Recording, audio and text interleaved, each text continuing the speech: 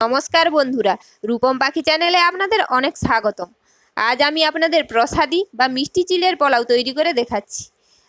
আমি এখানে 250 গ্রাম চিড়ে নিয়েছি চিনি, নুন, ঘি, কিশমিশ, কাজু বাদাম, তেজপাতা ও দুটো এলাচ দুটোকে আমি ভালোভাবে থেতো করে নেব।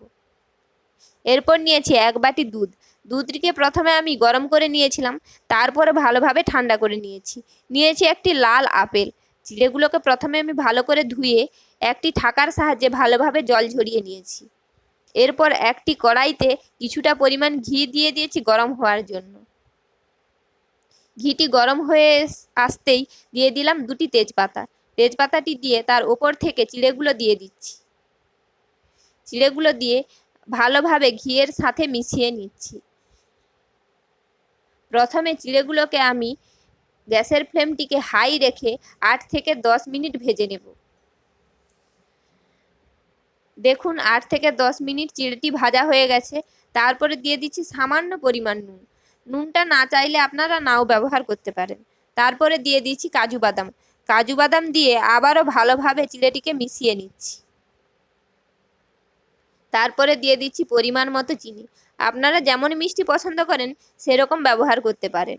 তারপরে দিয়ে দিচ্ছি কিশমিশ এবং ঠান্ডা করে রাখা দুধটিকে আমি এইভাবে হাতের সাহায্যে সামান্য পরিমাণ করে নিয়ে ওপর থেকে চিড়ের ওপরে ছড়িয়ে দিচ্ছি। এইভাবে 5 থেকে 7 বার ছড়িয়ে চিড়েটিকে ভেজে নেব। এরপর কিছুটা পরিমাণ থেতো করে রাখা এলাচের গুঁড়ো দিয়ে আবারও ভালোভাবে মিশিয়ে নিচ্ছি।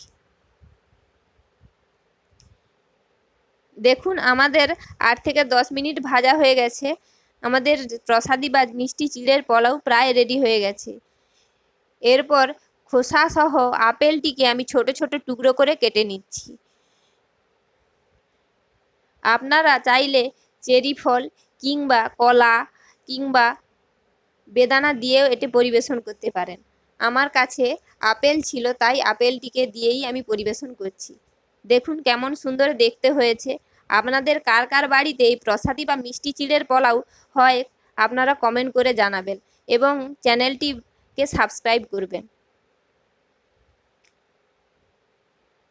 দেখুন আমার আপেল দিয়ে প্রসাদী বা মিষ্টি চিড়ের পোলাওটি সাজানো হয়ে গেছে। এরপর আমি এটি পরিবেশন করব। আমি আমার ছেলেকে এটি দিচ্ছি। আমার ছেলে এটি খেয়ে কি বলে দেখা যাক। নাও খাও।